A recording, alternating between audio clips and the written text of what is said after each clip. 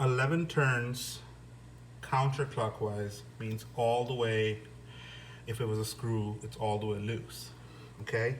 So let's see, I'm creating vacuum with my mouth, what the movement is.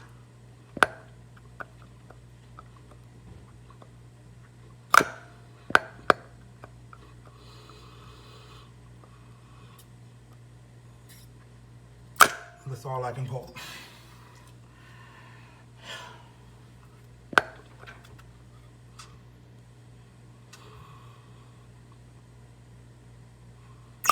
Okay, now I am going to insert the 3/32 Allen wrench into the vacuum canister gently and count 11 turns clockwise. 1, 2, 3, 4, 5, 6, 7, 8, 9, 10, 11. Screw seems loose. Okay, well, that's fine, no problem. We will check it. This is to prove or disprove the CompCam's theory about their own vacuum advance. They've been proven wrong about their springs once. Now let's see what this is all about.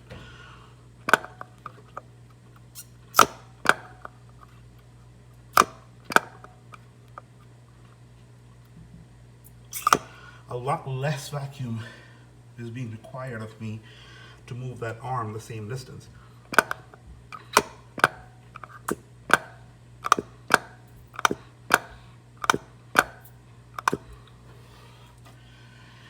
So basically means that that's how much it can move anyway, if it had to move.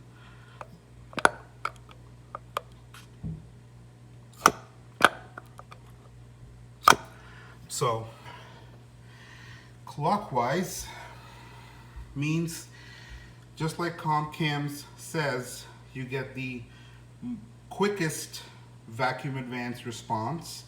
Counterclockwise, you get a slower vacuum advance response.